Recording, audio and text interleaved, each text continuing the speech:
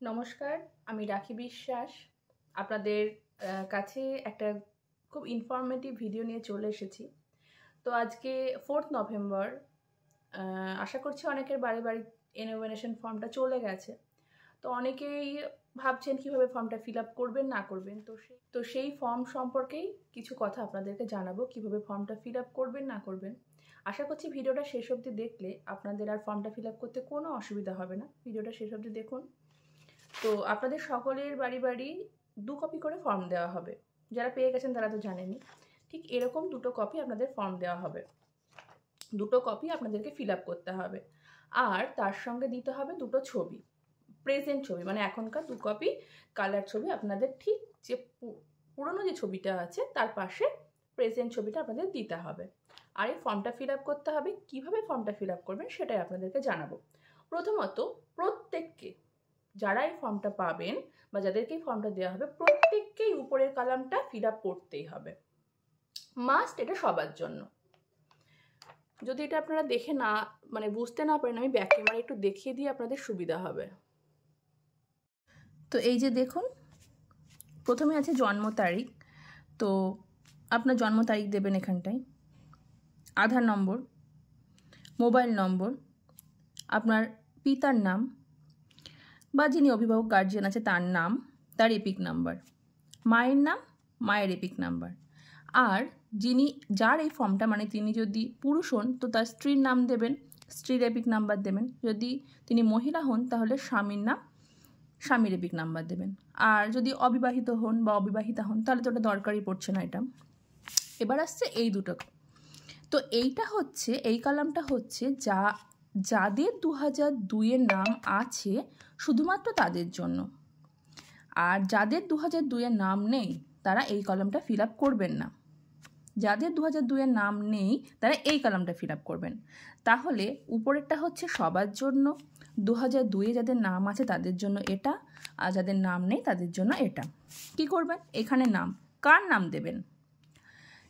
যিনি এই ফর্মটা ফিল আপ করছেন তার বাবার নাম দেবেন। এখানে বাবা বা মায়ের নাম, যার নাম 2002-এ থাকবে, যদি বাবা মারা গিয়ে থাকেন তাহলে সেক্ষেত্রে মায়ের নাম দেবেন, মায়ের এপিক নাম্বার। এইখানে আত্মীয়ের নামটা কার দেবেন? এইখানে যার নাম দিচ্ছেন বাবা বা মা, সেই বাবার নাম দেবেন। এখানে সম্পর্ক, তাহলে এই যে এখানে যার নামটা দিচ্ছেন তিনি সম্পর্কে আপনার কে হচ্ছেন? বাবা। যদি বাবার নাম দিয়ে থাকেন তাহলে সম্পর্কে বাবা, যদি মায়ের নাম দিয়ে থাকেন সম্পর্কে মা। জেলা, রাজ্য, বিধানসভার নাম। আর এই যে এখানে বিধানসভার নম্বর, অংশ নম্বর, ক্রমিক সংখ্যা, এটা কিন্তু 2002 সালে যে লিস্টে আপনার আছে সেটা দিতে হবে। তো এই হচ্ছে ফর্ম। এবার এদিকটা বুঝুন। এখানে যার নাম লিখলেন তার যদি 2002-এর নাম থেকে থাকে তাহলে তার নাম দিয়ে দেবেন এখানটায়। 2002 সালে যে এপিক নাম্বার ছিল সেই এপিক নাম্বার দেবেন, কারণ এপিক নাম্বার অনেক সময় চেঞ্জ হয়। তখন WB দিয়ে থাকতো, এখন SRA দিয়ে থাকে বা অনেক কিছু দিয়ে থাকে, তো এপিক নাম্বারটা অনেক সময় চেঞ্জ হয়ে যায়। তো 2002 সালের এপিক নাম্বারটা এখানে দেবেন। আত্মীয়ের নাম, এই যে এখানে যার নাম লিখলেন তার বাবার নাম এখানটায়। সম্পর্ক, বাবা বা মায়ের নাম, এখানে সম্পর্কে তাহলে বাবা বা মা হচ্ছে। এখানেও তাই সেম, জেলা, রাজ্য, বিধানসভা যা হচ্ছে তাই, ঠিক এখানেও তাই 2002 সালে যে নাম্বার ছিল বিধানসভা ক্ষেত্রের নাম্বার, অংশ নাম্বার, ক্রমিক সংখ্যা, ঠিক সেটাই দিতে হবে।